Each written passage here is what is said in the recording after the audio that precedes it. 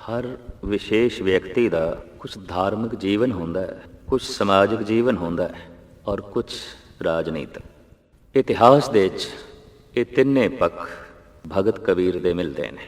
ਧਾਰਮਿਕ ਤੌਰ ਤੇ ਸਿਰਮੌਰ ਮਨੁੱਖ, ਉਸਦੇ ਬਾਕੀ ਦੇ ਜੀਵਨ ਦੇ ਪਹਿਲੂ ਬੇਦਾਗ ਰਹਿੰਦੇ ਨੇ। ਉਹ ਮਨੁੱਖ ਦਾਗੀ ਆਉਂਦਾ ਹੈ ਸਮਾਜਿਕ ਤਲ ਤੇ, ਰਾਜਨੀਤਿਕ ਤਲ ਤੇ, ਜਿਸ ਦੇ ਕੋਲ ਧਾਰਮਿਕ ਉੱਚਤਾ ਨਹੀਂ ਹੈ, ਧਾਰਮਿਕ ਜੀਵਨ ਨਹੀਂ ਹੈ। ਇਸ ਵਾਸਤੇ ਭਗਤ ਕਬੀਰ ਜੀ ਦਾ ਸਮਾਜਿਕ ਜੀਵਨ ਅਤਿਅੰਤ ਪਵਿੱਤਰ, ਮਹਾਨ। ਔਰ ਭਗਤ ਕਬੀਰ ਜੀ ਨੇ ਰਾਜਨੀਤਿਕ ਵਿਚਾਰ ਵੀ ਜੋ ਸੰਸਾਰ ਨੂੰ ਦਿੱਤੇ, ਪਵਿੱਤਰਤਾ ਨਾਲ ਭਰੇ ਹੋਏ ਔਰ ਨਿਰਮਲਤਾ ਦੀ ਰੋਸ਼ਨੀ ਵੰਡਣ ਵਾਲੇ ਨੇ। ਆਪ ਦੇ ਮਾਂ ਬਾਪ ਜਿੱਥੇ ਆਪ ਤੋਂ ਸਦਕੇ ਜਾਂਦੇ ਨੇ, ਆਪ ਦੀ ਪਤਨੀ ਆਗਿਆਕਾਰ ਹੈ ਔਰ ਪਿਤਾ ਪੁੱਤਰ ਸਹਿਮਤ ਹੋ ਕੇ ਚੱਲਣ ਵਾਲੇ ਨੇ। ਪਰਿਵਾਰਕ ਜ਼ਿੰਦਗੀ ਅਤਿਅੰਤ ਮਹਾਨ ਹੈ ਔਰ ਇਹ ਮਹਾਂਪੁਰਸ਼ ਦੀ ਇਹ ਖੂਬੀ ਆਉਂਦੀ ਹੈ ਕਿ ਮੈਂ ਸਾਰੇ ਸੰਸਾਰ ਨਾਲ ਬਣਾ ਕੇ ਰੱਖਣੀ ਹੈ, ਲਿਹਾਜ਼ਾ ਉਸ ਸਾਰੇ ਸੰਸਾਰ ਵਿੱਚ ਮੇਰਾ ਪਰਿਵਾਰ ਵੀ ਆਉਂਦਾ ਹੈ ਅਤੇ ਮੈਂ ਪਰਿਵਾਰ ਨਾਲ ਵੀ ਬਣਾ ਕੇ ਜੋ ਹੈ ਰੱਖਣੀ। ਕਬੀਰ ਦੇ ਜੀਵਨ ਦੇ ਇਹ ਸਾਰੇ ਪਹਿਲੂ ਬੇਦਾਗ ਨੇ, ਨਿਰਮਾਣਤਾ ਦੀ ਆਪ ਮੂਰਤੀ ਨੇ। ਕਹਿੰਦੇ ਨੇ ਇੱਕ ਦਫਾ ਈਰਖਾਲੂਆਂ ਨੇ ਆਪ ਦੀ ਬੇਇੱਜ਼ਤੀ ਕਰਾਉਣ ਲਈ, ਆਪ ਦੀ ਹੇਠੀ ਕਰਾਉਣ ਲਈ ਆਲੇ ਦੁਆਲੇ ਐਸੇ ਪੱਤਰ ਭੇਜ ਦਿੱਤੇ ਕਿ ਆਉਣ ਵਾਲੀ ਪੂਰਨਮਾਸ਼ੀ ਦੇ ਦਿਨ ਕਬੀਰ ਦੇ ਘਰ ਬ੍ਰਹਮ ਭੋਜ ਹੋਵੇਗਾ। ਕਬੀਰ ਨੇ ਇੱਕ ਇੱਕ ਮੋਹਰ ਸੋਨੇ ਦੀ ਦਕਸ਼ਣਾ ਵੀ ਦੇਣੀ ਹੈ ਔਰ ਵਸਤਰ ਵੀ ਦੇਣੇ ਨੇ। ਲੋੜਵੰਦ ਸਾਧੂ ਸੰਤ ਹੋਰ ਕਬੀਰ ਦੇ ਘਰ ਮੇਲੇ ਦੇ ਰੂਪ ਦੇ ਜਮ੍ਹਾਂ ਹੋਏ। ਪਰ ਦੇਵਨੇਤ ਐਸੇ ਲੋਕ ਵੀ ਆਏ ਜਿਨ੍ਹਾਂ ਨੇ ਉਸ ਦਿਨ ਬ੍ਰਹਮ ਭੋਜ ਦਾ ਸਾਰਾ ਨਿਜ਼ਾਮ ਖੁਦ ਚਲਾਇਆ, ਸਾਰਾ ਇੰਤਜ਼ਾਮ ਖੁਦ ਕੀਤਾ, ਜੋ ਕਬੀਰ ਦੀ ਆਰਥਿਕ ਸਮਰੱਥਾ ਤੋਂ ਪਰੇ ਦੀ ਗੱਲ ਸੀ। ਤੇ ਜਦ ਚਾਰੋਂ ਪਾਸੇ ਧਨ ਕਬੀਰ ਦੀ ਗੁੰਜਾਰਾਂ ਉੱਠੀਆਂ ਤਾਂ ਆਪ ਨੇ ਆਖਿਆ, ਨਾ ਹਮ ਕੀਆ ਨਾ ਕरेंगे ਨਾ ਕਰ ਸਕੇ ਸਰੀਰ, ਕਿਆ ਜਾਨੋ ਕਿਛ ਹਰ ਕੀਆ ਭਇਓ ਕਬੀਰ ਕਬੀਰ। ਇੱਕ ਦਿਨ ਸਿਕੰਦਰ ਲੋਧੀ ਦੀ ਬੇਗਮ ਗੰਗਾ ਦੇ ਤੱਟ ਤੇ ਹਿੰਦੂ ਯਾਤਰੂਆਂ ਨੂੰ ਵੇਖਣ ਲਈ ਆਈ। ਬਸਤਰ ਬੜੇ ਕੀਮਤੀ ਪਹਿਨੇ ਹੋਏ, ਹੀਰੇ ਮੋਤੀਆਂ ਨਾਲ ਜੜਤ ਉਸਦਾ ਬੁਰਕਾ ਔਰ ਤਰ੍ਹਾਂ ਤਰ੍ਹਾਂ ਦੇ ਜ਼ਰੀ ਦੇ ਨਾਲ ਸਿਲੇ ਹੋਏ ਉਸਦਾ ਪਹਿਰਾਵਾ ਤੇ ਬਸਤਰ। ਕਬੀਰ ਦੇ ਚੇਲੇ, ਕਬੀਰ ਦੇ ਸ਼ਿਸ਼ ਵੇਖ ਕੇ ਦੰਗ ਰਹਿ ਗਏ। ਕਬੀਰ ਜੀ ਦੇ ਡੇਰੇ ਵਿੱਚ ਇੱਕ ਪਨਹਾਰੀ ਸੀ ਜੋ ਸਾਰਾ ਦਿਨ ਆਏ ਗਏ ਯਾਤਰੂਆਂ ਨੂੰ ਜਲ ਪਿਲਾਉਂਦੀ ਸੀ। ਬੜੀ ਸ਼ਰਧਾ ਦੇ ਨਾਲ ਪਾਣੀ ਪਿਲਾਉਂਦਿਆਂ ਪਿਲਾਉਂਦਿਆਂ ਸਤਨਾਮ ਸਤਨਾਮ ਦਾ ਉਹ ਰਟਨ ਕਰਦੀ ਰਹਿੰਦੀ ਸੀ। ਕਬੀਰ ਪੰਥੀਆਂ ਦਾ ਗੁਰਮੰਤਰ ਸਤਨਾਮ ਹੈ। ਪਾਣੀ ਪਿਲਾਉਂਦਿਆਂ ਪਿਲਾਉਂਦਿਆਂ ਲੋਕਾਂ ਦੇ ਕੰਨਾਂ ਵਿੱਚ ਉਹ ਰੱਬ ਦੀ ਬਾਣੀ ਵੀ ਪਾਈ ਜਾਂਦੀ ਸੀ। ਇਹ ਇਸ ਤਰ੍ਹਾਂ ਦੀ ਪਨਹਾਰੀ, ਇਹ ਇਸ ਤਰ੍ਹਾਂ ਦਾ ਪਾਣੀ ਪਿਲਾਉਣ ਵਾਲੀ ਮੂੰਹ ਦੇ ਰਾਹੀਂ ਪਾਣੀ ਪਿਲਾਈ ਜਾਂਦੀ ਸੀ, ਕੰਨਾਂ ਦੇ ਰਾਹੀਂ ਬਾਣੀ ਪਿਲਾਈ ਜਾਂਦੀ ਸੀ। ਲੇਕਿਨ ਉਸਦੇ ਤਨ ਦੇ ਬਸਤਰ ਫਟੇ ਔਰ ਉਹ ਲਾਵਾਰਿਸ ਮੁਫਲਿਸ ਸੀ। ਕਬੀਰ ਦੇ ਚੇਲੇ ਕਬੀਰ ਜੀ ਪਾਸ ਆ ਕੇ ਗਿਲਾ ਕਰਦੇ ਨੇ, ਭਗਤ ਜੀ ਇਹ ਜੋ ਪਨਹਾਰੀ ਹੈ ਸਾਰਾ ਦਿਨ ਸਤਨਾਮ ਦਾ ਰਟਨ ਕਰਦੀ ਹੈ, ਲੋਕਾਂ ਦੀ ਸਰੀਰਕ ਪਿਆਸ ਬੁਝਾਉਂਦੀ ਹੈ ਤੇ ਲੋਕਾਂ ਨੂੰ ਮਾਨਸਿਕ ਸ਼ਾਂਤੀ ਮਿਲ ਸਕੇ, ਸਤਨਾਮ ਦੀ ਧੁਨੀ ਉਹਨਾਂ ਦੇ ਕੰਨਾਂ ਵਿੱਚ ਪਾਉਂਦੀ ਹੈ, ਲੇਕਿਨ ਅਤਿਅੰਤ ਮੁਫਲਿਸ ਹੈ, ਗਰੀਬ ਹੈ, ਤਨ ਦੇ ਬਸਤਰ ਵੀ ਫਟੇ ਹੋਏ ਨੇ। ਲੇਕਿਨ ਸਿਕੰਦਰ ਲੋਧੀ ਦੀ ਬੇਗਮ ਨੂੰ ਅਸੀਂ ਅੱਜ ਦੇਖਿਆ ਗੰਗਾ ਦੇ ਤੱਟ ਤੇ, ਉਹਨੇ ਮਖਮਲੀ ਲਿਬਾਸ ਪਹਿਨਿਆ ਔਰ ਹੀਰੇ ਮੋਤੀ ਪੰਨਿਆਂ ਨਾਲ ਜੜਤ। ਕਿਆ ਇਹ ਰੱਬ ਅਨਿਆਏ ਨਹੀਂ ਕਰਦਾ ਕਿ ਰੱਬ ਦਾ ਚਿੰਤਨ ਕਰਨ ਵਾਲੇ ਦੁਖੀ ਤੇ ਰੱਬ ਤੋਂ ਬੇਮੁਖ ਹੋ ਕੇ ਇਸ ਤਰ੍ਹਾਂ ਦੀ ਐਸ਼ਵਰ ਜ਼ਿੰਦਗੀ ਬਤੀਤ ਕਰਦੇ ਨੇ। ਕਬੀਰ ਨੇ ਉੱਥੇ ਜਿਹੜੇ ਬੋਲ ਆਪਣੇ ਉਚਾਰਨ ਕੀਤੇ ਨੇ ਜੋ ਬਕਾਇਦਾ ਗੁਰੂ ਗ੍ਰੰਥ ਸਾਹਿਬ ਜੀ ਮਹਾਰਾਜ ਦੇ ਦਰਜ ਨੇ। ਕਬੀਰ ਹੈਂਗੇ ਬਾਹਨ ਸਘਨ ਘਨ ਛਤਰਪਤੀ ਕੀ ਨਾਰ, ਤਾਸੋ ਪਟੰਤਰ ਨਾ ਪੁਜੇ ਹਰ ਜਨ ਕੀ ਪਨਿਹਾਰ। ਇਹ ਠੀਕ ਹੈ ਕਿ ਸਿਕੰਦਰ ਲੋਧੀ ਦੀ ਬੇਗਮ ਨੇ ਬੜੇ ਕੀਮਤੀ ਬਸਤਰ ਪਹਿਨੇ ਨੇ ਔਰ ਉਹ ਹੀਰੇ ਮੋਤੀਆਂ ਨਾਲ ਜੜਤ ਨੇ, ਲੇਕਿਨ ਉਹ ਬਸਤਰ ਇਸ ਪਨਹਾਰੀ ਦਾ ਮੁਕਾਬਲਾ ਨਹੀਂ ਕਰ ਸਕਦੇ, ਜੋ ਹਰੀ ਦੇ ਜਨਾਂ ਨੂੰ ਪਾਣੀ ਪਿਲਾਉਂਦੀ ਹੈ, ਸਾਰਾ ਦਿਨ ਸੇਵਾ ਕਰਦੀ ਹੈ ਸੰਤ ਜਨਾਂ ਦੀ। ਇਹਦੇ ਕੱਪੜੇ ਮਹਾਨ ਨੇ, ਸਿਕੰਦਰ ਲੋਧੀ ਦੀ ਬੇਗਮ ਦੇ ਕੱਪੜੇ ਤੁੱਛ ਨੇ। ਚੇਲੇ ਕਹਿੰਦੇ ਨੇ ਇਸਨੇ ਤੇ ਖੱਦਰ ਦੇ ਕੱਪੜੇ ਪਹਿਨੇ ਨੇ, ਉਹ ਵੀ ਫਟੇ ਹੋਏ, ਤੇ ਉਸ ਬੇਗਮ ਨੇ ਮਖਮਲ ਦਾ ਲਿਬਾਸ ਪਹਿਨੇ ਹੈ, ਉਹ ਵੀ ਹੀਰੇ ਮੋਤੀਆਂ ਨਾਲ ਜੜਤ, ਤੇ ਆਪ ਉਸ ਬਸਤਰਾਂ ਨੂੰ ਤੁੱਛ ਕਹਿੰਦੇ ਹੋ, ਇਸ ਨੂੰ ਮਹਾਨ ਕਹਿੰਦੇ ਹੋ। ਤਾਂ ਕਬੀਰ ਕਹਿੰਦੇ ਨੇ ਮੇਰੇ ਕੋਲ ਕਾਰਨ ਜਾਣੋ, ਮੈਂ ਐਸਾ ਕਿਉਂ ਆਖਿਆ। ਕਬੀਰ ਨਿਰਪਨਾਰੀ ਕਿਉਂ ਨਿੰਦੀਏ, ਕਿਉਂ ਹਰ ਚੇਰੀ ਕੋ ਮਾਨ, ਉਹ ਮਾਂਗ ਸਵਾਰੇ ਵਿਖੇ ਕੋ, ਇਹ ਸਿਮਰੇ ਹਰੀ ਨਾਮ। ਇਸ ਦੇ ਫਟੇ ਪੁਰਾਣੇ ਕੱਪੜੇ ਪ੍ਰਭੂ ਦੇ ਚਿੰਤਨ ਵਿੱਚ ਇਸ ਨੂੰ ਲੀਨ ਰੱਖਦੇ ਨੇ, ਨਿਰੰਕਾਰ ਦੇ ਵਿੱਚ ਇਸ ਨੂੰ ਲੀਨ ਰੱਖਦੇ ਨੇ, ਜਦ ਕਿ ਉਸ ਦਾ ਮਖਮਲੀ ਲਿਬਾਸ ਉਹਨੂੰ ਸੰਸਾਰ ਵਿੱਚ ਲੀਨ ਰੱਖਦਾ ਹੈ। ਤਾਂ ਮੈਂ ਤੇ ਉਸ ਵੇਸ਼-ਭੂਸ਼ਾ ਦੀ ਹੀ ਉਪਮਾ ਕਰਾਂਗਾ ਜਿਹੜੀ ਵੇਸ਼-ਭੂਸ਼ਾ ਮਨੁੱਖ ਨੂੰ ਨਿਰੰਕਾਰ ਵਿੱਚ ਲੀਨ ਕਰੇ। ਗੁਰੂ ਨਾਨਕ ਦੇਵ ਜੀ ਮਹਾਰਾਜ ਦਾ ਵੀ ਐਸਾ ਕਹਿਣਾ ਹੈ, ਬਾਬਾ ਹੋਰ ਪਹਿਨਣ ਖੁਸ਼ੀ ਖੁਆਰ, ਜਿਤ ਪੈ ਦੇ ਤਨ ਪੀੜੀਏ, ਮਨ ਮੇ ਚਲੇ ਵਿਕਾਰ। ਉਹ ਪਹਿਨਣਾ ਜਿਹਦੇ 'ਚ ਬੰਦਾ ਸੰਸਾਰ ਵਿੱਚ ਹੀ ਗਰਜ ਹੋ ਜਾਏ ਤੇ ਸੰਸਾਰ ਦੀਆਂ ਨਜ਼ਰਾਂ ਦਾ ਹੀ ਇੱਕ ਪਾਤਰ ਬਣ ਕੇ ਰਹਿ ਜਾਏ। ਸਾਹਿਬ ਕਹਿੰਦੇ ਨੇ ਐਸਾ ਤੇ ਮਨ ਦੇ ਵਿੱਚ ਖੁਆਰੀ ਨੂੰ ਜਨਮ ਦਿੰਦਾ ਹੈ, ਤਨ ਦੇ ਵਿੱਚ ਰੋਗਾਂ ਨੂੰ ਜਨਮ ਦਿੰਦਾ ਹੈ। ਅੱਜ ਤੱਕ ਤੇ ਵੈਦ ਔਰ ਹਿਕਮਤ ਇਹ ਕਹਿੰਦੀ ਆਈ ਹੈ ਕਿ ਆਹਾਰਕ ਰੋਗ ਹੁੰਦੇ ਨੇ, ਵਿਵਹਾਰਿਕ ਰੋਗ ਹੁੰਦੇ ਨੇ, ਕਰਮ ਰੋਗ ਹੁੰਦੇ ਨੇ। ਪ੍ਰਥਮ ਰੋਗ ਉਹ ਜੋ ਖਾਣ ਪੀਣ ਦੀ ਬਦਪਰਹੇਜ਼ੀ ਨਾਲ ਪੈਦਾ ਹੁੰਦੇ ਨੇ, ਪਰ ਗੁਰੂ ਨਾਨਕ ਦੇਵ ਜੀ ਮਹਾਰਾਜ ਦਾ ਕਹਿਣਾ ਹੈ ਬਦਪਰਹੇਜ਼ੀ ਸਿਰਫ ਖਾਣ ਪੀਣ ਦੀ ਨਹੀਂ ਆਉਂਦੀ, ਬਦਪਰਹੇਜ਼ੀ ਪਹਿਨਣ ਦੀ ਵੀ ਹੁੰਦੀ ਹੈ। ਇਸ ਦਾ ਵੀ ਮਨ ਦੇ ਉੱਤੇ ਆਪਣਾ ਪ੍ਰਭਾਵ ਹੈ। ਔਰ ਮਨ ਦੀ ਚੰਚਲਤਾ ਜਿਨ੍ਹਾਂ ਪਹਿਰਾਵਿਆਂ ਨਾਲ ਵਧੇ, ਮਨ ਦੀ ਚੰਚਲਤਾ ਸਰੀਰ ਦੇ ਤਲ ਤੇ ਰੋਗਾਂ ਨੂੰ ਜਨਮ ਦੇਵੇਗੀ, ਬਿਮਾਰੀਆਂ ਨੂੰ ਜਨਮ ਦੇਵੇਗੀ। ਇਸ ਵਾਸਤੇ ਆਪ ਨੇ ਬੁਲੰਦ ਬਾਂਗ ਆਖਿਆ ਹੈ, ਬਾਬਾ ਹੋਰ ਪਹਿਨਣ ਖੁਸ਼ੀ ਖੁਆਰ, ਜਿਤ ਪੈ ਦੇ ਤਨ ਪੀੜੀਏ, ਮਨ ਮੇ ਚਲੇ ਵਿਕਾਰ। ਕਬੀਰ ਨਿਰਪਨਾਰੀ ਕਿਉਂ ਨਿੰਦੀਏ, ਕਿਉਂ ਹਰ ਚੇਰੀ ਕੋ ਮਾਨ, ਉਹ ਮਾਂਗ ਸਵਾਰੇ ਵਿਖੇ ਕੋ, ਉਹ ਸਿਮਰੇ ਹਰੀ ਨਾਮ। ਕਬੀਰ ਦੀ ਬਾਣੀ ਵਿੱਚ ਧਾਰਮਿਕ ਉਪਦੇਸ਼ ਬੜੇ ਫਿਲਸਫਾਨਾ ਢੰਗ ਦੇ ਨਾਲ ਦਰਜ ਹੈ। ਆਪ ਦੇ ਸ਼ਲੋਕ ਨੇ, ਛੰਦ ਨੇ, ਸ਼ਬਦ ਨੇ, ਹਰ ਰਾਗ ਦੇ 'ਚ ਨੇ। ਗੁਰੂ ਗ੍ਰੰਥ ਸਾਹਿਬ ਜੀ ਮਹਾਰਾਜ ਦੇ 'ਚ ਭਗਤ ਬਾਣੀ ਵਿੱਚ ਸਭ ਤੋਂ ਜ਼ਿਆਦਾ ਬਾਣੀ ਭਗਤ ਕਬੀਰ ਦੀ ਹੈ। ਔਰ ਜਿੱਥੇ ਜਿੱਥੇ ਵੀ ਭਗਤ ਬਾਣੀ ਗੁਰੂ ਗ੍ਰੰਥ ਸਾਹਿਬ ਜੀ ਮਹਾਰਾਜ ਦੇ 'ਚ ਆਰੰਭ ਹੁੰਦੀ ਹੈ, ਕਰੀਬਨ ਸਭ ਤੋਂ ਪ੍ਰਥਮ ਸ਼੍ਰੀ ਕਬੀਰ ਜੀ ਮਹਾਰਾਜ ਦੇ ਹੀ ਸ਼ਬਦ ਆਉਂਦੇ ਨੇ। ਔਰ ਆਪ ਦੇ ਸ਼ਬਦਾਂ ਨੇ ਜ਼ਿੰਦਗੀ ਦੇ ਹਰ ਪਹਿਲੂ ਦੇ ਉੱਤੇ ਬੜੇ ਸੋਹਣੇ ਢੰਗ ਨਾਲ ਰੋਸ਼ਨੀ ਪਾਈ ਹੈ। ਅਧਿਆਤਮਿਕ ਚਿੰਤਨ ਤੇ ਧਾਰਮਿਕ ਮੂਲ ਗਿਆਨ ਆਪ ਇੱਕ ਸ਼ਲੋਕ ਦੇ ਵਿੱਚ ਬੜੇ ਸੋਹਣੇ ਢੰਗ ਨਾਲ ਦਿੰਦੇ ਨੇ। ਕਬੀਰ ਐਸਾ ਕੋਈ ਨ ਜਨਮਿਓ, ਆਪਣੇ ਘਰ ਲਾਵੇ ਆਗ, ਪਾਂਚੋਂ ਲੜਕਾ ਜਾਰ ਕੇ ਰਹੇ ਰਾਮ ਲਿਵ ਲਾਗ।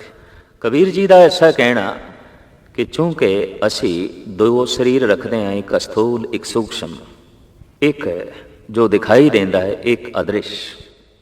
ਇਹ ਜਿਹੜਾ ਸਰੀਰ ਦਿਖਾਈ ਦਿੰਦਾ ਹੈ, ਇਸ ਨੂੰ ਆਖਿਆ ਜਾਂਦਾ ਹੈ ਪ੍ਰਗਟ ਚਿੱਤਰ, ਤੇ ਜਿਹੜਾ ਸਰੀਰ ਨਹੀਂ ਦਿਖਾਈ ਦਿੰਦਾ ਉਸ ਨੂੰ ਆਖਿਆ ਜਾਂਦਾ ਚਿੱਤਰ ਗੁਪਤ, ਗੁਪਤ ਚਿੱਤਰ, ਉਹ ਚਿੱਤਰ ਜੋ ਨਹੀਂ ਦਿਖਾਈ ਦਿੰਦਾ।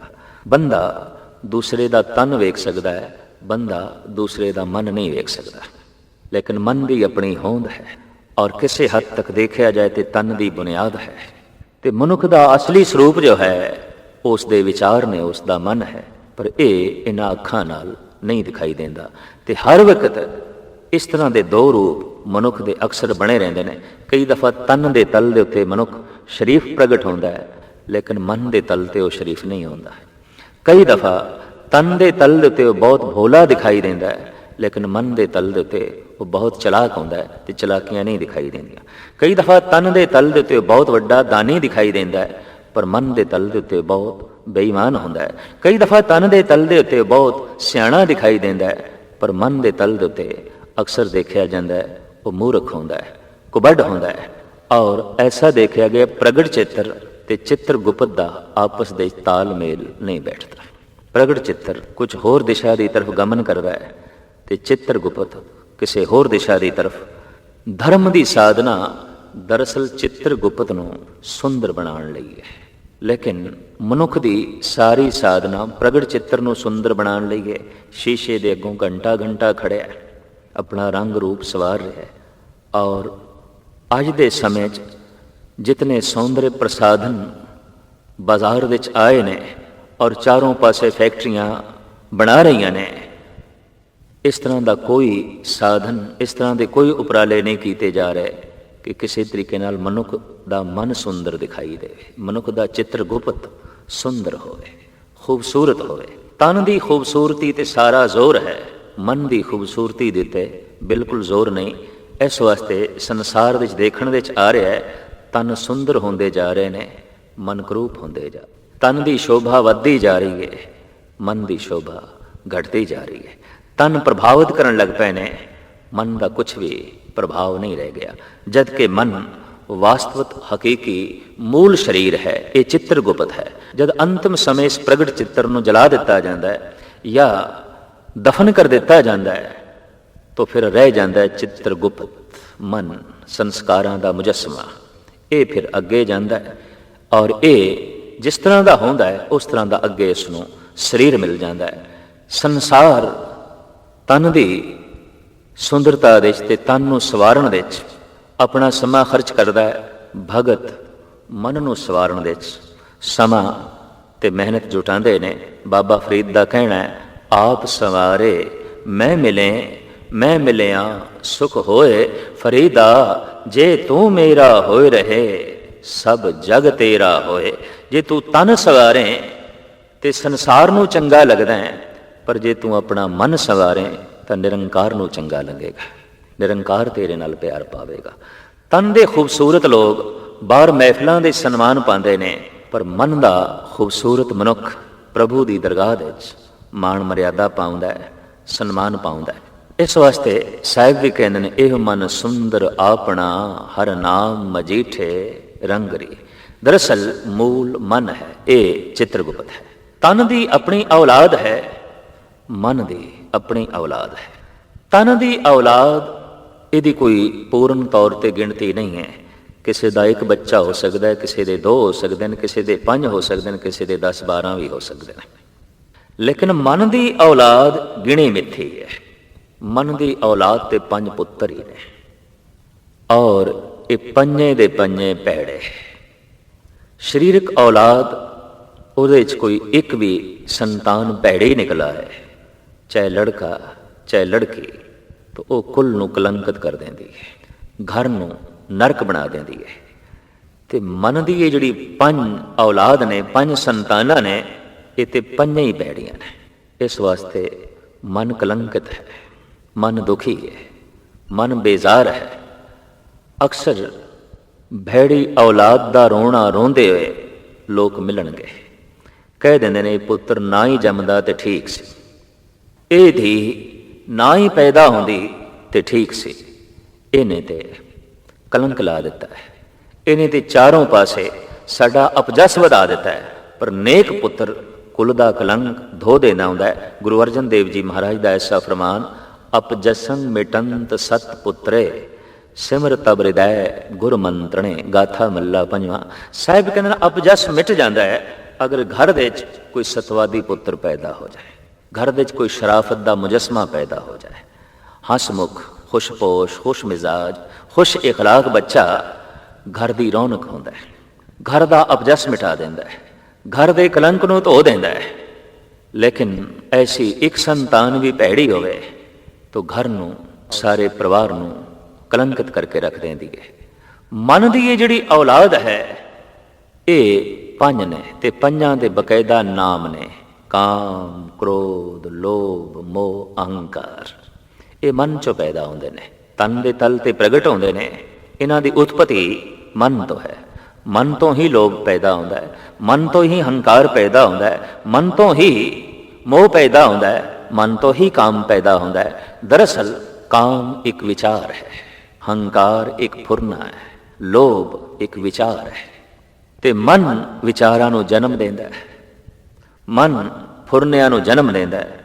ਤੇ ਮਨ ਦੇ ਫੁਰਨਿਆਂ ਦੇ 'ਚ ਹੈ ਕਿ ਸਾਰਾ ਦਿਨ ਇਹ ਜਿਹੜੇ ਫੁਰਨੇ ਚੱਲਦੇ ਨੇ ਮਨੁੱਖ ਦੇ ਮਨ ਦੇ 'ਚ, ਮਨ ਦੇ ਫੁਰਨਿਆਂ ਦੇ 'ਚ ਹੈ ਕਿ ਕਾਮ ਜਾਂ ਕ੍ਰੋਧ ਹੋਵੇਗਾ ਜਾਂ ਲੋਭ ਹੋਵੇਗਾ, ਜਾਂ ਮੋਹ ਹੋਵੇਗਾ, ਜਾਂ ਅਹੰਕਾਰ ਹੋਵੇਗਾ। ਇਸ ਤੋਂ ਇਲਾਵਾ ਹੋਰ ਕੁਛ ਨਹੀਂ ਹੈ। ਦਿਨ ਭਰ ਮਨੁੱਖ ਦੀ ਮਾਨਸਿਕ ਚਿਤਵਨੀ ਜਿਹੜੀ ਹੈ, ਮਾਨਸਿਕ ਚਿੰਤਨ ਜਿਹੜਾ ਹੈ, ਉਹਦੇ 'ਚ ਇਹ ਪੰਜ ਪੁੱਤਰ ਨੇ। ਜੈਸੇ ਆਮ ਹੈ ਬੰਦਾ ਬਾਰ-ਬਾਰ ਦੂਰ ਜਾ ਕੇ, ਪ੍ਰਦੇਸ਼ ਜਾ ਕੇ ਆਪਣੇ ਬੱਚਿਆਂ ਨੂੰ ਯਾਦ ਕਰਦਾ ਰਹਿੰਦਾ ਹੈ, ਆਪਣੀ ਔਲਾਦ ਨੂੰ ਯਾਦ ਕਰਦਾ ਰਹਿੰਦਾ ਹੈ, ਬਸ ਮਨ ਵੀ ਆਪਣੇ ਇਹਨਾਂ ਪੰਜਾਂ ਜਣੇ ਹੋਇਆਂ ਪੁੱਤਰਿਆਂ ਨੂੰ ਹੀ ਯਾਦ ਕਰਦਾ ਰਹਿੰਦਾ ਹੈ ਔਰ ਉਸ ਦੀ ਚਿਤਵਨੀ ਦੇ 'ਚ ਰਹਿੰਦਾ ਹੈ। ਧਾਰਮਿਕ ਸਾਧਨਾ ਜਿਹੜੀ ਹੈ ਉਹ ਇਸ ਤੇ ਖੜੀ ਹੈ। ਭਗਤ ਕਬੀਰ ਜੀ ਮਹਾਰਾਜ ਦੇ ਕਥਨ ਅਨੁਸਾਰ, ਕਬੀਰ ਐਸਾ ਕੋਈ ਨਾ ਜਨਮਿਓ ਆਪਣੇ ਘਰ ਲਾਵੇ ਆਗ। ਹੁਣ ਐਸਾ ਕਿਹੜਾ ਮਾਈ ਕਾ ਲਾਲ ਜੰਮਿਆ ਜੋ ਆਪਣੇ ਘਰ ਨੂੰ ਆਪ ਅੱਗ ਲਾਵੇ। ਅੱਜ ਤੱਕ ਐਸਾ ਹੋਇਆ ਕਿ ਮਨੁੱਖ ਦੂਜਿਆਂ ਦੇ ਘਰ ਨੂੰ ਅੱਗ ਲਾ ਕੇ ਖੁਸ਼ ਹੁੰਦਾ ਰਿਹਾ, ਪਰ ਕਬੀਰ ਕਹਿੰਦੇ ਨੇ ਭਗਤ ਦੀ ਸੋਚਣੀ ਤੇ ਦ੍ਰਿਸ਼ਟੀ ਕੁਝ ਹੋਰ ਹੈ। ਇਹ ਤੇ ਆਪਣੇ ਘਰ ਨੂੰ ਹੀ ਅੱਗ ਲਾ ਕੇ ਖੁਸ਼ ਹੁੰਦਾ ਹੈ। ਤੇ ਆਪਣਾ ਘਰ ਕਿਹੜਾ ਹੈ? ਤ੍ਰਿਸ਼ਨਾ ਛਾਨ ਭਰੀ ਧਰ ਉਪਰ ਦੁਰਮਤ ਭਾਂਡਾ ਫੂਟਾ। ਮਨ ਜਿਸ ਜੋਗੀ ਦੇ 'ਚ ਰਹਿੰਦਾ ਹੈ ਉਹ ਤ੍ਰਿਸ਼ਨਾ ਦੀ ਜੋਗੀ ਹੈ, ਤੇ ਉਹਦੇ 'ਚ ਦੁਰਮਤ ਭੈੜੀ ਮਤ ਦਾ ਇੱਕ ਘੜਾ ਪਿਆ, ਭਾਂਡਾ ਪਿਆ, ਤੇ ਜਿਹਦੇ 'ਚ ਗੰਦਾ ਪਾਣੀ ਮਨ ਪੀਂਦਾ ਰਹਿੰਦਾ ਹੈ। ਕਬੀਰ ਕਹਿੰਦੇ ਨੇ ਐਸਾ ਹੁਣ ਕਿਹੜਾ ਮਾਈ ਕਾ ਲਾਲ ਹੈ ਜਿਹੜਾ ਇਸ ਤ੍ਰਿਸ਼ਨਾ ਦੀ ਝੁੱਗੀ ਨੂੰ ਅੱਗ ਲਾਵੇ, ਝੌਂਪੜੀ ਨੂੰ ਅੱਗ ਲਾਵੇ। ਜਿਸ ਘਰ ਦੇ 'ਚ ਮਨ ਰਹਿੰਦਾ ਹੈ ਇਹਨੂੰ ਅੱਗ ਲਾਵੇ। ਤੇ ਮਨ ਸੂਖਸ਼ਮ ਹੈ, ਮਨ ਅਦ੍ਰਿਸ਼ ਹੈ, ਤੋ ਇਹ ਅਗਨੀ ਵੀ ਅਦ੍ਰਿਸ਼ ਹੈ ਜਿਹਦੇ ਨਾਲ ਮਨ ਦੇ ਘਰ ਨੂੰ ਸਾੜਨਾ ਹੈ ਤੇ ਮਨ ਦੇ ਪੁੱਤਰਾਂ ਨੂੰ ਸਾੜਨਾ ਹੈ। ਸਿਰਫ ਘਰ ਨੂੰ ਹੀ ਨਹੀਂ ਸਾੜਨਾ, ਔਲਾਦ ਨੂੰ ਵੀ ਸਾੜਨਾ ਹੈ। ਕਬੀਰ ਐਸਾ ਕੋਈ ਨਾ ਜਨਮਿਓ ਆਪਣੇ ਘਰ ਲਾਵੇ ਆਗ। ਪਾਂਚੋਂ ਲੜਕਾ ਜਾਰ ਕੇ ਰਹੇ ਰਾਮ ਲੇਵਲਾ। ਪੰਜਾਂ ਹੀ ਪੁੱਤਰਾਂ ਨੂੰ ਸਾੜ ਕੇ ਰਾਮ ਦੀ ਧੁਨੀ ਦੇ 'ਚ ਲੀਨ ਰਵੇ। ਐਸਾ ਕਿਹੜਾ ਮਾਈ ਕਾ ਲਾਲ। ਤੋ ਇੱਕ ਤੇ ਪ੍ਰਗਟ ਅਗਨੀ ਹੈ ਜਿਹੜੀ ਬਾਹਰ ਸਾੜਦੀ ਹੈ, ਬਾਹਰ ਜਲਾਉਣ ਦੇ ਕੰਮ ਆਉਂਦੀ ਹੈ। ਮਨੁੱਖ ਜਦ ਈਰਸ਼ਾ ਨਾਲ ਭਰਦਾ ਹੈ, ਮਨੁੱਖ ਜਦ ਦੁਸ਼ਮਣੀ ਦੇ ਨਾਲ ਭਰਦਾ ਹੈ, ਮਨੁੱਖ ਜਦ ਬਦਲੇ ਦੀ ਭਾਵਨਾ ਨਾਲ ਭਰਦਾ ਹੈ ਤੇ ਦੂਜੇ ਨੂੰ ਸਾੜਨ ਦਾ ਚਿੱਤ ਕਰਦਾ ਹੈ। ਪਰ ਜਦ ਮਨੁੱਖ ਦਇਆ ਨਾਲ ਭਰਦਾ ਹੈ, ਜਦ ਮਨੁੱਖ ਸੰਤੋਖ ਨਾਲ ਭਰਦਾ ਹੈ, ਜਦ ਮਨੁੱਖ ਗਿਆਨ ਨਾਲ ਭਰਦਾ ਹੈ, ਜਦ ਮਨੁੱਖ ਵਿਚਾਰ ਨਾਲ ਭਰਦਾ ਹੈ, ਤੇ ਉਹਦਾ ਚਿੱਤ ਕਰਦਾ ਹੁਣ ਆਪਣੇ ਉਸ ਘਰ ਨੂੰ ਸਾੜਾਂ ਜਿਹਦੇ 'ਚ ਮਨ ਰਹਿੰਦਾ ਹੈ, ਉਸ ਔਲਾਦ ਨੂੰ ਸਾੜਾਂ ਜਿਸ ਨੇ ਬੇਚੈਨ ਕਰ ਰੱਖਿਆ ਹੈ, ਪਰੇਸ਼ਾਨ ਕਰ ਰੱਖਿਆ ਹੈ।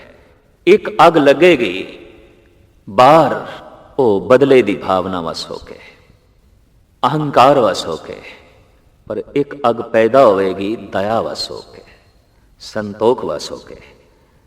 ਉਸ ਅਗਨੀ ਨੂੰ ਗੁਰਬਾਣੀ ਨੇ ਬ੍ਰਹਮ ਅਗਨ ਆਖਿਆ, ਕਬੀਰ ਨੇ ਵੀ ਉਸ ਨੂੰ ਬ੍ਰਹਮ ਅਗਨੀ ਆਖਿਆ। ਬ੍ਰਹਮ ਅਗਨ ਸਹਿਜੇ ਪਰ ਜਾਲੀ ਏਕੇ ਚੋਟ ਸਿਧਾਇਆ। ਬ੍ਰਹਮ ਅਗਨੀ ਮੇਰੇ ਅੰਦਰ ਪੈਦਾ ਹੋ ਗਈ ਹੈ। ਤੇ ਬ੍ਰਹਮ ਅਗਨੀ ਕਿਵੇਂ ਪੈਦਾ ਹੋਵੇ? ਬਾਹਰ ਜਿਹੜੀ ਅੱਗ ਹੈ ਉਹ ਮਾਚਿਸ ਦੀ ਤੀਲੀ ਅਸੀਂ ਰਗੜਦੇ ਹਾਂ ਪੈਦਾ ਹੁੰਦੀ ਹੈ। ਪ੍ਰਾਚੀਨ ਸਮੇਂ 'ਚ ਦੋ ਪੱਥਰਾਂ ਨੂੰ ਰਗੜ ਕੇ ਅੱਗ ਪੈਦਾ ਕੀਤੀ ਜਾਂਦੀ ਸੀ, ਜਾਂ ਦੋ ਲੱਕੜਾਂ ਨੂੰ ਰਗੜ ਕੇ ਵੀ ਪ੍ਰਾਚੀਨ ਸਮੇਂ 'ਚ ਅਗਨ ਪੈਦਾ ਕੀਤੀ ਜਾਂਦੀ ਸੀ। ਇਹ ਜਿਹੜੀ ਬ੍ਰਹਮ ਅਗਨ ਹੈ ਇਹ ਕਿਸ ਤਰ੍ਹਾਂ ਪੈਦਾ ਹੋਵੇ, ਇਸ ਦੇ ਬਾਰੇ ਧਾਰਮਿਕ ਜਗਤ ਦੇ 'ਚ ਜਿਹੜੇ ਸ਼ਬਦ ਪ੍ਰਚਲਿਤ ਨੇ, ਜਪ ਤਪ, ਤਪ ਤਪਸ਼, ਤਪ ਅਗਨੀ। ਕਿਸ ਦੀ ਅਗਨੀ? ਜਪ ਦੀ ਅਗਨੀ, ਜਪ ਦੀ ਤਪਸ਼, ਜਪ ਦਾ ਸੇਕ, ਜਪ ਦੀ ਅੱਗ। ਜਦ ਕੋਈ ਮਨੁੱਖ ਵਾਹਿਗੁਰੂ ਵਾਹਿਗੁਰੂ ਐਸਾ ਜਾਪ ਕਰਦਾ ਹੈ, ਜਦ ਕੋਈ ਮਨੁੱਖ ਰਾਮ ਰਾਮ ਦੀ ਧੁਨੀ ਉਚਾਰਨ ਕਰਦਾ ਹੈ, ਜਦ ਕੋਈ ਮਨੁੱਖ ਅੱਲਾ ਅੱਲਾ ਦਾ ਚਿੰਤਨ ਕਰਦਾ ਹੈ, ਤਾਂ ਇਹ ਦਰਅਸਲ ਸੰਸਾਰ ਤੇ ਨਿਰੰਕਾਰ ਦਾ ਆਪਸ ਦੇ ਵਿੱਚ ਛੂਹਣਾ ਹੈ। ਜਦ ਕੋਈ ਐਸਾ ਰਟਨ ਕਰਦਾ ਹੈ ਤੇ ਮਨ ਦਾ ਪਰਮਾਤਮਾ ਦੇ ਨੇੜੇ ਆਉਣਾ ਹੈ। ਇਹਦੇ ਨਾਲ ਜਿਹੜੀ ਅਗਨ ਪੈਦਾ ਹੁੰਦੀ ਹੈ ਉਹਨੂੰ ਕਹਿੰਦੇ ਨੇ ਬ੍ਰਹਮ ਅਗਨੀ। ਇਹਨੂੰ ਯੋਗੀਆਂ ਨੇ ਯੋਗਾ ਅਗਨ ਵੀ ਆਖਿਆ। ਇਹ ਜਪ ਤੋਂ ਪੈਦਾ ਹੁੰਦੀ ਹੈ। ਇਸ ਵਾਸਤੇ ਧਾਰਮਿਕ ਦੁਨੀਆ ਦੇ ਜਪ ਤਪ ਇਕੱਠਾ ਸ਼ਬਦ ਬਣ ਗਿਆ। ਤਪ ਸੋਜ਼, ਤਪ ਸੇਕ, ਤਪ ਅਗਨੀ। ਪਰ ਕਿਸ ਦੀ ਅਗਨੀ? ਜਪ ਦੀ ਅਗਨੀ। ਜਦ ਵੀ ਕੋਈ ਮਨੁੱਖ ਜਪ ਕਰਦਾ ਹੈ ਉਸ ਦੇ ਅੰਦਰ ਤਪ ਪੈਦਾ ਹੋਵੇਗਾ, ਉਸ ਦੇ ਅੰਦਰ ਤਪਸ਼ ਪੈਦਾ ਹੋਵੇਗੀ, ਉਸ ਦੇ ਅੰਦਰ ਅਗਨੀ ਪੈਦਾ ਹੋਵੇਗੀ। ਪਰ ਇਹ ਅਗਨ ਠੰਡੀ ਅਗਨ ਹੁੰਦੀ ਹੈ, ਸਾੜਦੀ ਜ਼ਰੂਰ ਹੈ। ਕਿਸ ਨੂੰ ਸਾੜਦੀ ਹੈ? ਇਹ ਕ੍ਰੋਧ ਨੂੰ ਸਾੜ ਕੇ ਸੁਆਹ ਕਰ ਦਿੰਦੀ ਹੈ, ਇਹ ਲੋਭ ਨੂੰ ਸਾੜ ਕੇ ਸੁਆਹ ਕਰ ਦਿੰਦੀ ਹੈ, ਇਹ ਕਾਮ ਨੂੰ ਸਾੜ ਕੇ ਸੁਆਹ ਕਰ ਦਿੰਦੀ ਏ। ਬਾਹਰ ਦੀ ਕੋਈ ਅਗਨ ਕ੍ਰੋਧ ਨੂੰ ਸਾੜਦੀ ਨਹੀਂ, ਬਲਕਿ ਬਾਹਰ ਦੀ ਅਗਨ ਤੇ ਕ੍ਰੋਧ ਨੂੰ ਭੜਕਾਉਂਦੀ ਏ, ਕਾਮ ਨੂੰ ਭੜਕਾਉਂਦੀ ਏ, ਅਹੰਕਾਰ ਨੂੰ ਭੜਕਾਉਂਦੀ ਏ। ਅਗਰ ਇਸ ਤਰ੍ਹਾਂ ਦੀ ਅਗਨ ਦੇ ਨਾਲ ਇਹ ਪੰਜੇ ਪੁੱਤਰ ਪੰਜੇ ਵਿਕਾਰ ਸੜ ਸਕਦੇ ਤੇ ਸ਼ਾਇਦ ਸਾਰੀ ਦੁਨੀਆ ਹੀ ਅੱਗ ਲਾ ਕੇ ਇਹਨਾਂ ਪੰਜਾਂ ਨੂੰ ਸਾੜ ਕੇ ਤੇ ਪੰਜਾਂ ਤੋਂ ਬਚ ਜਾਂਦੀ, ਪਰ ਨਹੀਂ, ਉਹ ਤੇ ਜਪ ਦੀ ਅਗਨ ਨਾਲ ਹੀ ਇਹਨਾਂ ਨੂੰ ਸਾੜਿਆ ਜਾਏਗਾ, ਇਹਨਾਂ ਨੂੰ ਜਲਾਇਆ ਜਾਏਗਾ। ਤੋ ਕਬੀਰ ਅਧਿਆਤਮਕ ਗਿਆਨ ਦਿੰਦਿਆਂ ਹੋਇਆ ਕਹਿੰਦੇ ਨੇ, ਐਸਾ ਕਿਹੜਾ ਮਾਈ ਕਾ ਲਾਲ ਜਮਿਆ ਜੋ ਆਪਣੇ ਘਰ ਨੂੰ ਅੱਗ ਲਾਵੇ, ਤ੍ਰਿਸ਼ਨਾ ਦੀ ਝੁੱਗੀ ਨੂੰ ਅੱਗ ਲਾਵੇ ਜਪ ਦੀ ਅਗਨ ਨਾਲ। ਕਬੀਰ ਐਸਾ ਕੋਈ ਨਾ ਜਨਮਿਓ, ਆਪਣੇ ਘਰ ਲਾਵੇ ਆਗ, ਪਾਂਚੋਂ ਲੜਕਾ ਜਾਰ ਕੇ ਰਹੇ ਰਾਮ ਲਿਵਲਾਰ। ਇਹ ਭੈੜੀ ਸੰਤਾਨ, ਇਹ ਭੈੜੀ ਔਲਾਦ ਜੋ ਮਨ ਚੋਂ ਪੈਦਾ ਹੋਈ ਹੈ, ਇਹਨਾਂ ਨੂੰ ਸਾੜ ਕੇ, ਇਹਨਾਂ ਨੂੰ ਸੁਆਹ ਕਰਕੇ ਤੇ ਰਾਮ ਦੀ ਧੁਨੀ ਵਿੱਚ ਲੀਨ ਰਵੇ।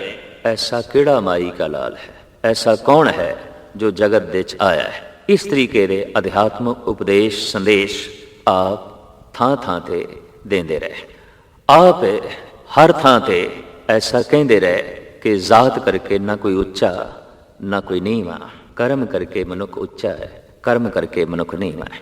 ਗਿਆਨ ਕਰਕੇ ਮਨੁੱਖ ਮਹਾਨ ਹੈ, ਅਗਿਆਨ ਕਰਕੇ ਹੀ ਮਨੁੱਖ ਤੁੱਛ ਹੈ। ਔਰ ਧਨ ਕਰਕੇ ਕੋਈ ਧਨਵਾਨ ਨਹੀਂ, ਪ੍ਰਭੂ ਦੇ ਨਾਮ ਕਰਕੇ ਹੀ ਮਨੁੱਖ ਧਨਵਾਨ ਹੈ।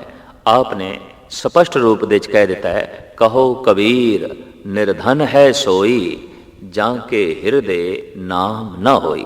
ਵਾਸਤਵਿਕ ਮਨੁੱਖ, ਗਿਆਨੀ ਮਨੁੱਖ ਨਾਮ ਰਸੀਏ ਨੂੰ ਸਨਮਾਨ ਦੇਵੇਗਾ, ਕਿਉਂਕਿ ਉਸ ਦੇ ਕੋਲ ਪਰਮ ਧਨ ਹੈ, ਤੇ ਅਗਿਆਨੀ ਮਨੁੱਖ ਕੇਵਲ ਧਨਵਾਨ ਨੂੰ ਹੀ ਸਨਮਾਨ ਦੇਵੇਗਾ ਜਿਹਦੇ ਕੋਲ ਇਹ ਅਸਥੂਲ ਧਨ ਹੈ। ਐਸਾ ਅਸੀਂ ਜਗਤ ਦੇ ਵਿੱਚ ਦੇਖਦੇ ਹਾਂ। ਇੱਕ ਪ੍ਰਸੰਗ ਸਵੈਮ ਭਗਤ ਕਬੀਰ ਨੇ ਲਿਖਿਆ ਹੈ। ਦੁਆਪਰ ਯੁੱਗ ਦੇ ਅਵਤਾਰੀ ਪੁਰਸ਼ ਸ੍ਰੀ ਕ੍ਰਿਸ਼ਨ ਦੁਰਯੋਧਨ ਦਾ ਘਰ ਛੱਡ ਕੇ ਰਾਤ ਬਿਦਰ ਦੇ ਘਰ ਰਹੇ। ਦੁਰਯੋਧਨ ਧਨਵਾਨ ਹੈ, ਬਿਦਰ ਨਿਰਧਨ ਹੈ। ਦੁਰਯੋਧਨ ਰਾਜਾ ਹੈ, ਬਿਦਰ ਮੁਫਲਿਸ ਹੈ। ਦੁਰਯੋਧਨ ਕੋਲ ਮਹਿਲ ਮਾੜੀਆਂ ਨੇ, ਬਿਦਰ ਕੋਲ ਇੱਕ ਨਿੱਕੀ ਝੋਗੀ ਹੈ। ਦੁਰਯੋਧਨ ਦੇ ਘਰ 36 ਪ੍ਰਕਾਰ ਦੇ ਪਦਾਰਥ ਸਵੇਰੇ ਸ਼ਾਮ ਬਣਦੇ ਨੇ। ਬਿਦਰ ਰੁੱਖੀ ਮਿੱਸੀ ਖਾ ਕੇ ਗੁਜ਼ਾਰਾ ਕਰਦਾ ਹੈ।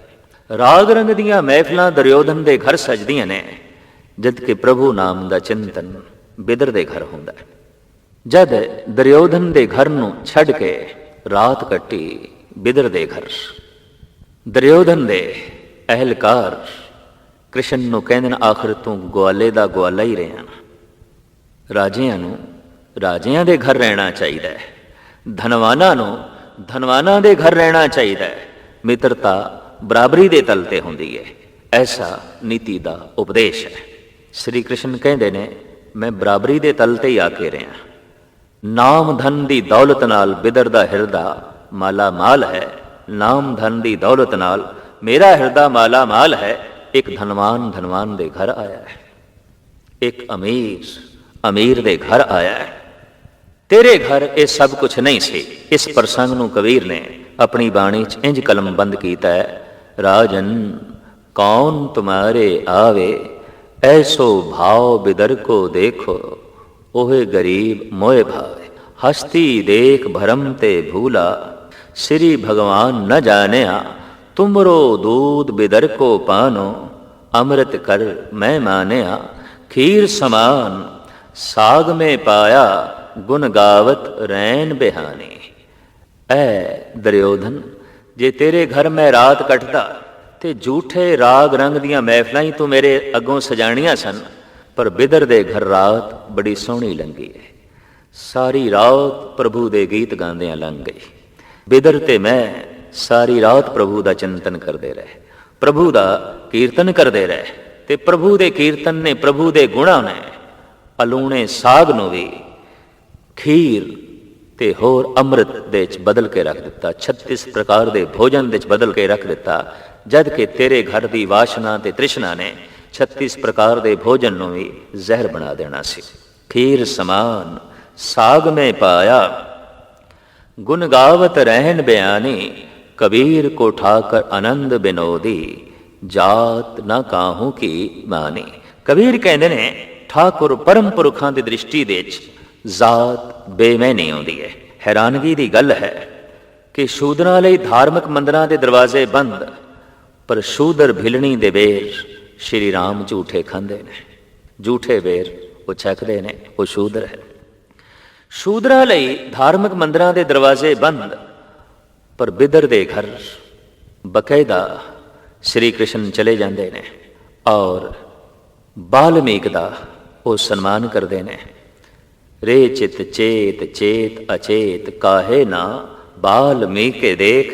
ਇਸ ਤਰ੍ਹਾਂ ਦਾ ਉਪਦੇਸ਼ ਸੰਦੇਸ਼ ਗੁਰਦੇਵ ਦੀ ਬਾਣੀ ਦੇ ਚੋਂ ਜੋ ਹੈ ਮਿਲਦਾ ਹੈ।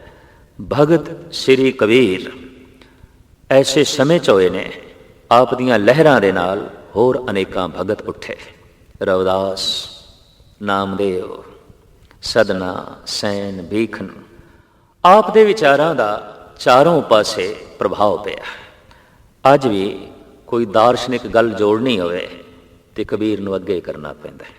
ਆਪ ਦੇ ਕਹਿਣ ਦਾ ਢੰਗ ਐਸਾ ਹੈ, ਕਿਧਰੇ ਆਪ ਹਾਸ ਰਸ ਦੇ 'ਚ ਕਹਿੰਦੇ ਨੇ, ਕਿਧਰੇ ਆਪ ਰੋਦਰ ਰਸ ਦੇ 'ਚ ਕਹਿੰਦੇ ਨੇ, ਕਿਧਰੇ ਆਪ ਸ਼ਾਂਤ ਰਸ ਦੇ 'ਚ ਕਹਿੰਦੇ ਨੇ, ਕਿਧਰੇ ਆਪ ਬੀਰ ਰਸ ਦੇ 'ਚ ਵੀ ਕਹਿੰਦੇ ਨੇ। ਆਪ ਦੇ ਬੀਰ ਰਸ ਦੇ ਵੀ ਬਚਨ ਨੇ, ਸੂਰਾ ਸੋ ਪਹਿਚਾਨੀਏ ਜੋ ਲੜੇ ਦੀਨ ਕੇ ਹੇਤ, ਪੁਰਜ਼ਾ ਪੁਰਜ਼ਾ ਕਟ ਮਰੇ ਕਬੂ ਨਾ ਛਾੜੇ ਖੇਤ। ਇਹ ਬੋਲ ਭਗਤ ਕਬੀਰ ਦੇ ਨੇ, ਗੁਰੂ ਗ੍ਰੰਥ ਸਾਹਿਬ ਜੀ ਮਹਾਰਾਜ ਦੇ ਦਰਜ ਨੇ। ਬਈ ਉਹ ਸੂਰਮਾ ਹੈ ਜੋ ਲੜੇ ਦੀਨ ਕੇ ਹੇਤ, ਦੀਨ ਗਰੀਬ, ਜੋ ਗਰੀਬ ਦੀ ਖਾਤਰ ਲੜਦਾ ਹੈ, ਕਮਜ਼ੋਰ ਦੀ ਖਾਤਰ ਲੜਦਾ ਹੈ। ਸੂਰਮਾ ਉਸ ਨੂੰ ਮੰਨਾਂਗੇ ਜਿਹਦੀ ਸਾਰੀ ਤਾਕਤ ਕਮਜ਼ੋਰ ਨੂੰ ਬਲਵਾਨ ਕਰਨ ਦੇ ਵਿੱਚ ਖਰਚ ਹੋ ਜਾਏ, ਮੁਫਲਿਸ ਨੂੰ ਅਮੀਰ ਬਣਾਉਣ ਦੇ ਵਿੱਚ ਖਰਚ ਹੋ ਜਾਏ। ਸੂਰਾ ਸੋ ਪਹਿਚਾਨੀਏ ਜੋ ਲੜੇ ਦੀਨ ਕੇ ਹੇਤ, ਪੁਰਜ਼ਾ ਪੁਰਜ਼ਾ ਕਟ ਮਰੇ ਕਬੂ ਨਾ ਛਾੜੇ ਖੇਤ। ਗਗਨ ਦਮਾਮਾ ਬਾਜਿਓ ਪਰਿਓ ਨਿਸ਼ਾਨੇ ਘਾਓ, ਖੇਤ ਜੋ ਮਾਂਡਿਓ ਸੂਰਮਾ ਅਬ ਜੂ ਜਨ ਕੋ ਧਾਓ। ਗਗਨ ਮੰਡਲ ਦੇ 'ਚ, ਦਿਮਾਗ ਦੇ 'ਚ, ਮਨ ਦੇ 'ਚ ਵਿਚਾਰਾਂ ਉਤਪੰਨ ਹੋਈਆਂ ਨੇ, ਖਿਆਲ ਉਤਪੰਨ ਹੋਏ ਨੇ। ਤੇ ਖਿਆਲ ਕਿਹੜੇ ਉਤਪੰਨ ਹੋਏ ਨੇ? ਦੀਨ ਦੀ ਬਾਂਹ ਪਕੜਨੀ ਹੈ, ਕਮਜ਼ੋਰ ਦੀ ਬਾਂਹ ਪਕੜਨੀ ਹੈ। ਇਸ ਤਰ੍ਹਾਂ ਦੇ ਆਦਰਸ਼ਵਾਦੀ ਉਪਦੇਸ਼ ਕਬੀਰ ਨੇ ਵੰਡਦੇ ਆਇਆ ਆਪਣਾ ਜੀਵਨ ਬਤੀਤ ਕੀਤਾ, ਜਗਤ ਦਾ ਜੀਵਨ ਸਫਲ ਕੀਤਾ।